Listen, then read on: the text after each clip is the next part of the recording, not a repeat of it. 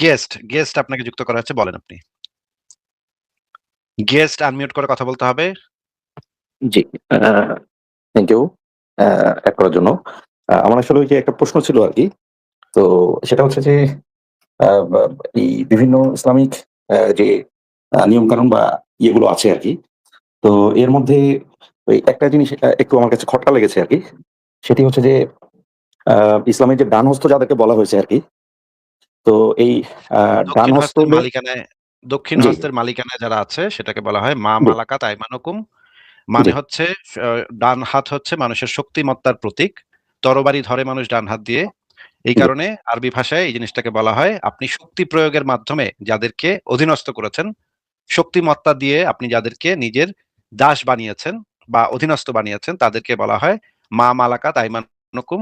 মানে দক্ষিণ হস্তের মালিকানায় যারা আছে।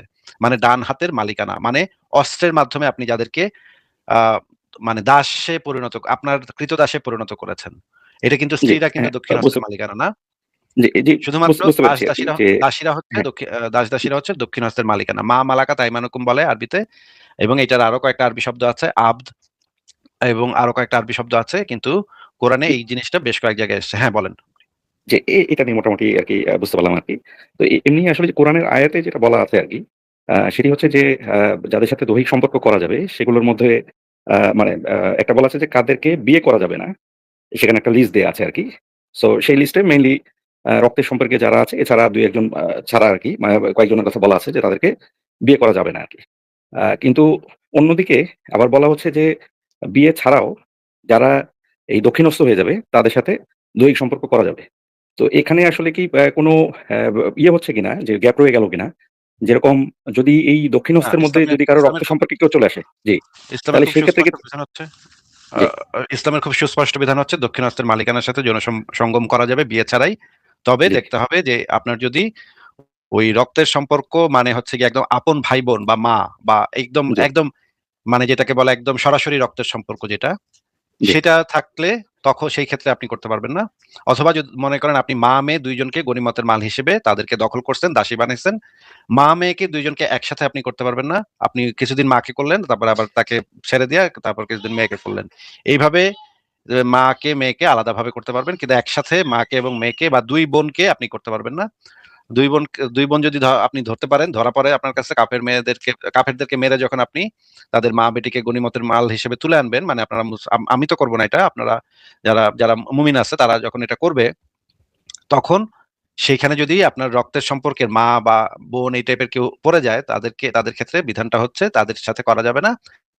আপনি যেটা করতে পারেন তাদেরকে ইসলামের পথে আহ্বান জানাতে পারেন। তারা যদি ইসলামে না আসতে চায় তখন আপনি আপনার ফ্রেন্ডদেরকে, আপনার অন্য বন্ধুদেরকে গিফট করে দিতে পারেন তাকে। তাদের দাসীকে আপনি নিয়ে নিতে পারেন। তাইলে আপনার আর যৌন সঙ্গম করতে কোনো সমস্যা হবে না। হ্যাঁ, এটা হচ্ছে ইসলামের বিধান। মানে আচ্ছা আর এক্সচেঞ্জ আছে। জি, ইসলামে তাহলে এই এক্সচেঞ্জ করা রক্তের যায়। সম্পর্কে যে এই ইয়েটা এটা কি মানে ওই কোরআনে তো বোধহয় নেই সম্ভবত। এটা কি তাহলে পরবর্তীতে হাদিসে বা কোথাও এসছে কি জিনিসটা? কোরআনে তো এই জিনিসটা আছে। যৌন সঙ্গমের আচ্ছা, ব্যাপারটা মানে রক্তের সম্পর্কের ভিতরে যে একদম হ্যাঁ, সরাসরি রক্তের সম্পর্কের ভিতরে যে যৌন সঙ্গম করা যায় না, এটা কোরআনেই আছে। আচ্ছা। সূরা নিসার বাট ভিতরে ওইটা আছে। কি জি, ওইটা কি আসলে দৈহিক সম্পর্ক করা যাবে না কথাটা বলা আছে নাকি বলছে যে তাদেরকে বিয়ে করা যাবে না? না, ওইখানে যে নিকাহ শব্দটা, সেই নিকাহ হ্যাঁ, শব্দটার মানেই হচ্ছে যৌন সঙ্গম চুক্তি। হ্যাঁ? আচ্ছা, নিকাহ জিনিসটাকে এই জিনিসটাই বোঝানো হয়। আরবি ভাষায় ওই শব্দটার অর্থ হচ্ছে ইংরেজিতে FUCK যেটা বলে, ওই নিকাহ বলতে ওই জিনিসটা বোঝানো হয়। আচ্ছা। তো এর মধ্যে তো আবার ইয়েরাও আছে, তাই না? যে মুশরিক যারা তাদেরকেও তো বোধহয় ইয়ে করা যাবে না। মানে নিকাহ করা যাবে না। মুশরিকদেরকে নিকাহ করা যাবে না, কিন্তু তাদেরকে দাসী হিসেবে আপনি ভোগ করতে পারবেন আরকি। আচ্ছা, তো ওই একই আয়াতে কি ইয়েদের কথা এসছে? মুশরিক ইয়েদের কথা এসছে কি? নারীদের কথা এসছে? নিসার? একই আয়াতে আ মুশরিক নারীদের মানে ব্যাপারটা আরেকটা আয়াতে আছে। মুশরিক আচ্ছা, নারীদেরকে তোমরা বিয়ে করো না, এই ধরনের একটা ইয়া আছে। আচ্ছা। আ বাট তাহলে মানে ২ টা কি কন্ট্রাডিক্টরি হয়ে গেল? মানে ২ বারই কি আসছে? যে একবার মুশরিক নারীদেরকে বলছে বিয়ে করা যাবে না। তাহলে ওইটা কি নিকাহ শব্দ সেটা নিকাহ শব্দ হিসেবে আবার আসে নাই। এরকম কি বিষয়টা? সেইটা আমার এই মুহূর্তে মনে পড়ছে না। সেটা আমার একটু দেখে বলতে হবে। মানে ওই যে মুশরিক নারীদের ক্ষেত্রে শব্দটা কি এসছে, সেটা আমার একটু দেখে বলতে এটা হবে। থাকে আসলে। গেস ভাই, আপনার কথা একটু আগের আমি কথাটা মেরাজ শুনতে করতে চাই পাইনি। না। আবার একটু বলেন। জি। আপনার আগের না একটু সরি, আমি কথাটা আপনাকে এমবারাস করতে চাই না আরকি। না ওইটা বলছিলাম যে যদি ওনাদের ক্ষেত্রেও মুশরিকদের ক্ষেত্রেও কি আসলে নিকাহ শব্দটা বলা আছে কিনা আরকি। তাহলে ২ রকম সেক্ষেত্রে আসলে ২ রকম হয়ে যাবে আরকি। একবার বলছে যে মুশরিকদেরকে নিকাহ বা করা যাবে না। আবার দাসী হয়ে আসলে তার সাথে করা যাচ্ছে।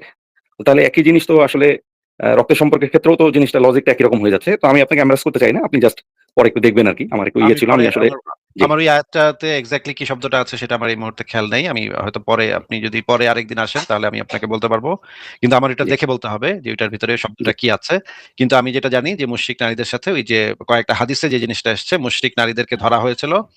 ধরার পরে তখন মুহাম্মদকে গিয়ে জিজ্ঞেস করেছিল যে এই মুশরিক নারীদের সাথে তাদের স্বামীরা জীবিত আছে। তাদের স্বামীরাও বন্দী হয়েছে। স্বামীরা এক পাশে বন্দী হয়েছে, মুশরিক নারীরা আরেক পাশে বন্দী হয়েছে। হ্যাঁ? তখন সাহাবীরা এসে জিজ্ঞেস করতেছিল যে তাদের তো স্বামীরা জীবিত আছে। এখন আমরা কি তাদের সাথে করতে পারবো? তখন মুহাম্মদের কাছে সূরা নিসার ২৪ নম্বর আয়াতটা নাযিল হইল এবং ওই আয়াতের শেষে যেটা বলা আছে যে হ্যাঁ, তোমরা ইদ্যত পার হইলে তোমরা ওই মেয়েদের সাথে করতে পারো। তখন মুহাম্মদের সাহাবীরা তখন ইদ্যতটা শেষ হওয়ার পরে ওই নারীদের সাথে করল। মানে ওই মেয়েদেরকে ধরা হয়েছিল, তাদের স্বামী সহ ধরা হয়েছিল। স্বামীরা এক পাশে বন্দী ছিল, স্ত্রীরা আরেক পাশে বন্দী ছিল। সেই অবস্থায় সেই স্বামীদের সামনেই তাদেরকে তুলে নিয়ে তাদের সাথে করা হয়েছে। সেই নারীরা মুশরিক ছিল। এইটা আপনি যদি সংশয়.com এ ঢোকেন তাহলে আমি আপনাকে দেখাই। আহ, আমি আপনাকে একটু অপেক্ষা করেন, আমি আপনাকে দেখাচ্ছি। এই বিষয়ে যে জিনিসটা বলা হয় মুমিনদের পক্ষ থেকে যে মুশরিক নারীদের সাথে তো যৌন সঙ্গম করা নিষেধ, কিন্তু এই এই যে ইসলামে অমানবিক দাসপ্রথা এই লেখাটা আপনি যদি পড়েন, এই লেখাটার ভিতরে মোটামুটি সব কিছু দেয়া আছে। এইখানে যে জিনিসটা আছে সেটা আমরা একটু দেখি। এই যে মুশরিক নারীর সাথে যৌন সঙ্গম হারাম, এই চ্যাপ্টারটাতে যদি আপনি যান তাহলে এখানে দেখেন যে জিনিসটা এখানে আছে যে সূরা বাকারার ২২১ নম্বর আয়াতে যে জিনিসটা বলা আছে, তোমরা মুশরিক নারীদের বিয়ে করো না। আচ্ছা, এই আয়াতটা আমরা একটু বের করে দেখি। এখনই চেক করে দেখতেছি এখানে কি আছে। ২২১।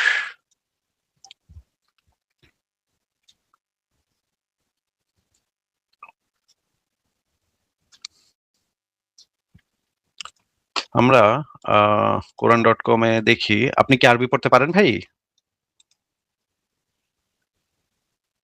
গেস্ট ভাই, আপনি আনমিউট করে একটু বলেন, আপনি কি আরবি পড়তে পারেন? জি না, না পড়তে পারি। আচ্ছা, তাহলে আমরা একটু দেখি। আহ, এই যে এখানে দেখেন এই শব্দটা, تنكحوا এই- تنكحوا এখানে নিকা শব্দটা নাই। হ্যাঁ, এখানে কিন্তু সূরা বাকারার ২২১ নম্বর আয়াতে এখানে নিকা শব্দটা নাই। দেখেন ولا আপনি কি تنكحوا সাউন্ড শুনতে পাচ্ছেন জি, শুনতে পাচ্ছি। হ্যাঁ, শুনতে পাচ্ছি। গেস্ট ভাই? আমি সাউন্ড জি, দিয়েছি, শুনতে এই যে পাচ্ছি। তানকিহু হ্যাঁ, বলল। এবং এখানে আমরা দেখি যে এটার অর্থটা কি। এখানে যে জিনিসটা বলা হচ্ছে, মুশরিক নারীরা ঈমান না আনা পর্যন্ত তাদেরকে বিবাহ করো না। বিবাহ বলা আছে এবং এখানে নিকা শব্দটা কিন্তু নাই। এখানে যে শব্দটা আছে, তারপরে আমি تنكحوا পরে আবার এই জিনিসটা আমি আরেকবার রিচেক করে দেখব। কিন্তু এখানে আমার যতদূর মনে আছে এখানে নিকা শব্দটা নাই। তো এখানে আমরা দেখলাম মুশরিক নারীদেরকে বিয়ে না করা পর্যন্ত, মানে ঈমান না আনা পর্যন্ত বিয়ে করা যাবে না। তো আমরা আবার সেই লেখাটাতে ফেরত যাই। সেই লেখাটাতে কি আছে একটু দেখি। আমার ওই লেখাটাতে যে মুশরিক নারীদের বিয়ে করে না যতক্ষণ না তারা ঈমান আনে। এখন এখানে আপনারা নিশ্চয়ই দেখতে পাচ্ছেন যে এখানে যৌন দাসী হিসেবে রেখে যৌন সঙ্গমের প্রসঙ্গে এখানে কিছুই বলা হয় নাই। এখানে বলা হয়েছে এই কিছু আলেম অবশ্য বলেছে যে এখানে এটা দ্বারা যৌন সঙ্গমকেও বোঝায়। এই আয়াত দ্বারা যৌন সঙ্গম বোঝায়। এটা কিছু আলেম বলেছে বটে, কিন্তু এই হাদিসটা যদি আপনি ভালো করে পড়েন তাহলে আপনি বুঝতে পারবেন যে এখানে আসলে এই মুশরিক নারীদের সাথেই যৌন সঙ্গম সাহাবীরা করতেছিল। দেখেন এই সুনান আবু দাউদ শরীফ ইসলামিক ফাউন্ডেশন ২১৫২ নম্বর হাদিস, বন্দি স্ত্রী লোকের সাথে সহবাস করা। হাদিসটা কি দেখতে পাচ্ছেন স্ক্রিনে? জি দেখতে পাচ্ছি। আচ্ছা, এখানে যে জিনিসটা বলা হচ্ছে যে কিছু মহিলাকে বন্দী করা হয়, তখন রাসূলুল্লাহ সাল্লাল্লাহু আলাইহি ওয়াসাল্লামের কিছু সাহাবী তাদের সাথে অনধিকারভাবে সহবাস করা গুনাহ মনে করে। কেননা তাদের মুশরিক স্বামীরা তাদের তখন বন্দী ছিল। মানে মুশরিক স্বামীরাও বন্দী আছে, স্ত্রীরাও বন্দী আছে। মানে মুশরিক স্বামীরা যদি মুশরিক হয় তাহলে স্ত্রীরাও তো মুশরিকই হবে, তাই না? জি, তাহলে এই মুশরিক স্বামী এবং স্ত্রী দুই দুই সবাই বন্দী আছে। তাদের ভিতর থেকে স্ত্রীদের সাথে শুধুমাত্র মুহাম্মদের সাহাবীরা করতে চাচ্ছিল। মানে দেখেন, স্বামীকে বন্দী করে তার চোখের সামনে তার স্ত্রীকে তুলে নিয়ে যাওয়া হচ্ছে যৌন সঙ্গমের জন্য। একটা বীভৎস একটা অবস্থা, হ্যাঁ? খুবই বীভৎস একটা অবস্থা। তো এই যে এইখানে মুশরিক নারীদের সাথেই তো তারা সঙ্গম করতেছিল। এখানে তো মুহাম্মদ তাইলে না করে দিত।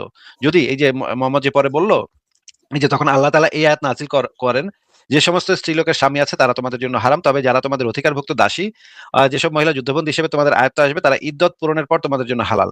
এই কথাটা যে মোহাম্মদ তখন তাদেরকে বলল, যদি এই মুশরিক নারীদের সাথে যৌন সঙ্গম করা হারামই হইতো তাহলে তো মোহাম্মদ সাথে সাথে বলার কথা ওরা তো মুশরিক, তোমরা কেমনে করবা, ওরা তো মুসলমান না হওয়া পর্যন্ত তাদের সাথে করতে পারবা না। এইটা এই হাদিসের ভিতরে থাকার কথা। হ্যাঁ, কিন্তু এখানে এইরকমের কোনো ইয়া নাই, মানে প্রমাণ নাই, এখানে এরকম কোনো ব্যাপার ঘটছে বলে দেখা যাচ্ছে না। তারপরে এইখানে দেখেন, এটা হচ্ছে গিয়ে আহকামুল কোরআন খায়রুন প্রকাশনী 2য় খণ্ড পৃষ্ঠা 357 থেকে আপনাকে আমি দেখাচ্ছি। আপনি একটু পড়েন তো এখানে কি লেখা আছে ভাই। ভাই আমার পড়তে একটু অসুবিধা আছে। আপনি যদি একটু কাইন্ডলি কন্টিনিউ করেন। আচ্ছা, এখানে লেখা আছে, কেউ যদি প্রশ্ন তোলেন তাহলে আরবের যে মুশরিকদের বিরুদ্ধে যুদ্ধ করার জন্য রাসূল করিম আদেশ করেছেন তাদের নিকট থেকে তরবারি অথবা ইসলাম অথবা তরবারি ছাড়া আর কিছুই গ্রহণ করা হবে না বলে ঘোষণা করেছেন, তার অর্থ তো এই যে তাদেরকে দিন গ্রহণে বাধ্য করাই হলো। আর জানা আছে যে দিন ইসলামে প্রবেশ করতে যে লোক বাধ্য হবে সে প্রকৃত মুসলিম নয়। তাহলে আরবের মুশরিকদের জন্য বাধ্য করার কারণটা কি? জবাবে বলা যাবে তাদেরকে ইসলামে প্রকাশ করতে বাধ্য করা হবে আকীদা হিসেবে ইসলামের প্রতি বিশ্বাসী বানানো নয়, কেননা জোর করে কারো মনে বিশ্বাস সৃষ্টি করা যায় না। নিচে বলা হচ্ছে, এই যে মুহাম্মদের সেই হাদিসটা, আমি লোকেদের বিরুদ্ধে যুদ্ধ করতে আদিষ্ট হয়েছি যতক্ষণ না তারা লা ইলাহা ইল্লাল্লাহ বলবে, তাদের রক্ত এবং মালকে তাদের তখন রক্ষা পাবে আর কি। নবী করিম জানিয়ে দিলেন কাফেরদের বিরুদ্ধে যুদ্ধ কেবলমাত্র ইসলাম প্রকাশের জন্য, তারা অন্তর্মুখে জাহির করুক যে তারা আল্লাহর প্রতি অনুগত। এখন আমরা একটু জাদুল মাআদ, ইমাম জাউজিয়ার যে জাদুল মাআদ অত্যন্ত অত্যন্ত বিখ্যাত একটা গ্রন্থ, এই গ্রন্থটা থেকে একটু দেখি। এই বইটার লেখক হচ্ছে আল্লামা ইমাম ইবনে কাইয়ুম জাউজিয়া। ওয়াহিদিয়া ইসলামিয়া লাইব্রেরি প্রকাশনী, পৃষ্ঠা নাম্বার 250। সেখানে দেখেন বলা হচ্ছে, নবী এবং তার সাহাবীদের আমল দ্বারা প্রমাণিত হয়েছে যে আরব বন্দীদেরকে দাস বানানো জায়েজ আছে এবং তাদের দাসীদেরকে ক্রয়সূত্রে বা গনিমত হিসেবে মালিক হওয়া তাদের জন্য, তাদের সাথে সহবাস করাও জায়েজ আছে। দাসীদের সাথে সহবাসের ক্ষেত্রে মুসলমান হওয়া শর্ত নয়। দাসীদের সাথে সহবাসের ক্ষেত্রে মুসলমান হওয়া শর্ত নয়। এই লাইনটা দেখা যাচ্ছে ভাই? জি।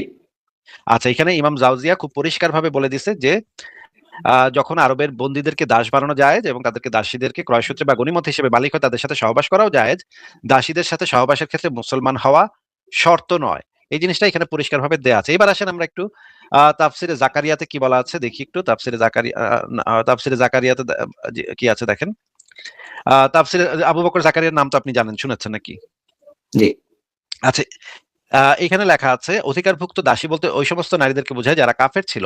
মুসলিমগণ যুদ্ধে তাদের পুরুষদের পরাজিত করে তাদেরকে নিজেদের অধিকারে নিয়ে আসে, তখন তাদেরকে মুসলমানের জন্য বিয়ে ছাড়াই হালাল করা হয়েছে। আবু সাইদ খুদরি রাদিয়াল্লাহু আনহু থেকে বলেন, হুনায়নের যুদ্ধের দিন রাসূলুল্লাহ সাল্লাল্লাহু আলাইহি ওয়াসাল্লাম একদল যোদ্ধাকে আওতাসের দিকে পাঠান, তারা কাফেরদের উপর জয়ী হয়ে তাদের নারীদের নিয়ে আসে। কিন্তু এরা কাফের নারী হওয়ার কারণে মুসলিমগণ তাদেরকে হালাল মনে করছিল না। ওই যে একটু আগে যে জিনিসটা, যে হাদিসটা আপনাকে দেখালাম, এই ঘটনাটা, হ্যাঁ, দেখেন কাফের নারী হওয়ার কারণে মুসলিমগণ তাদেরকে হালাল মনে করছিল না। তখন এই আয়াত নাজিল হয়ে জানিয়ে দেওয়া হয় যে এরা তাদের জন্য হালাল, তবে শর্ত হলো ইদ্দত শেষ হতে হবে। এই জিনিসটা বলা আছে এখানে। এইখান থেকে আমরা এই জিনিসটা বুঝতে পারি যে এইটা হওয়া মানে মানে জরুরি না। আচ্ছা, এই ভিডিওটা আমরা একটু দেখি এখন, এটা একটু শুনেন। আচ্ছা, এটা হচ্ছে তাফসির, মানে আবু বকর জাকারিয়ার যে তাফসির সেটা কতটা অথেন্টিক সেই বিষয়টা বলছে। এই ভিডিও দেখতে হবে না। আপনি এই জিনিসটা থেকে এই জিনিসটা বুঝতে পারবেন যে এইখানে সাহাবীরা যৌন সঙ্গমটা করেছিল, এই মুশরিক নারীদের সাথে যৌন সঙ্গমটা করেছিল। যদি মুশরিক নারীদের সাথে যৌন সঙ্গমটা হারাম হতো তখন মুহাম্মদের এইখানেই বলার কথা। মুহাম্মদ যদি কোনো জায়গায় মৌন সম্মতি জ্ঞাপন করে বা নিষেধ না করে সেটাও হাদিসের অংশ হয়ে যায়, সেটাও সুন্নাহর অংশ হয়ে যায়। হ্যাঁ, এবার বলেন। জি, আচ্ছা ওই সূরা নিসার যে 23 নাম্বার আয়াতটা আছে, এইটাকে একটু কাইন্ডলি বের করে একটু করতে পারেন যে ওখানে কি বলা আছে আসলে পার্টিকুলারলি? আচ্ছা, ঠিক আছে। সূরা নিসার 23 নম্বর আয়াত। আপনি কি ততক্ষণে, আমি বের করতেছি, আপনি কি ততক্ষণ একটু বলবেন যে এই যে মানে ইসলামে যে গনিমতের মাল হিসেবে মেয়েদেরকে ধরে এনে তাদের সাথে যৌন সঙ্গম করা, এই জিনিসটা আপনার কাছে কেমন মনে হয় সেটা কি একটু আগে একটু বলে নিবেন? না, এটা তো অমানবিক মনে হয় আরকি। মানে ইসলামের একটা বিধান আপনার কাছে অমানবিক মনে হয়। এটা কি ইসলামের বিধান? জি, তো মানে এখন কোরআন হাদিস দ্বারা প্রমাণিত। আচ্ছা, ঠিক আছে। এবার আপনি পড়েন, এই যে সূরা নিসার 23 নম্বর আয়াত বের করেছি। আপনি যদি এখানে দেখেন, হ্যালো?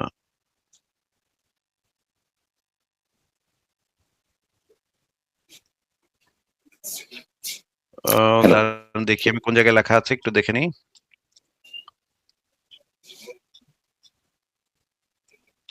হ্যাঁ, এই আয়াতটা হচ্ছে যে তোমাদের জন্য হারাম করা হয়েছে। হ্যাঁ, পড়েন।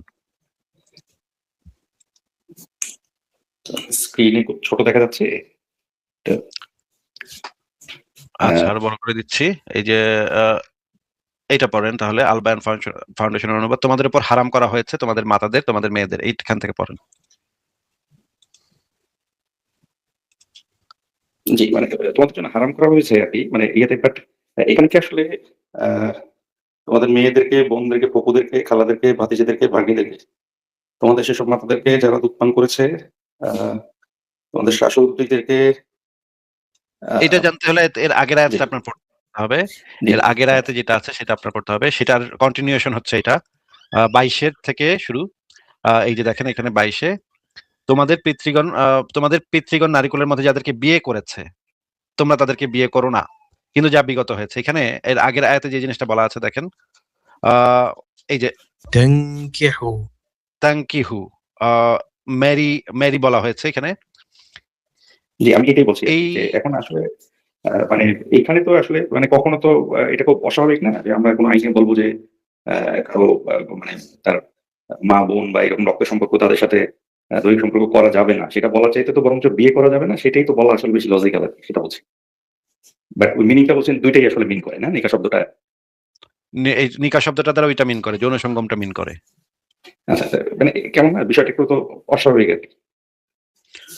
অস্বাভাবিক আ কিন্তু আমাদের কাছে তো এই হাদিসের রেফারেন্স গুলা যখন থাকে তখন তো আমরা পুরা জিনিসটা বুঝে যাই যে এখানে আসলে কি বোঝানো হয়েছে। জি। হাদিস এবং তাফসীর গুলা যখন আমরা পড়ি তখন আমরা পুরা জিনিসটা বুঝতে পারি। গেস ভাই, আপনার কি আর কোনো পয়েন্ট আছে বা কোনো আর্গুমেন্ট না, আছে? আর কোন পয়েন্ট নেই। জি। Thank you. তাহলে থ্যাংক আপনাকে ইউ। কি তাহলে আজকে বিদায় দিব? জি, থ্যাংক ইউ সো মাচ। ঠিক আছে, ভালো থাকেন তাহলে আপনাকে বিদায় দেই।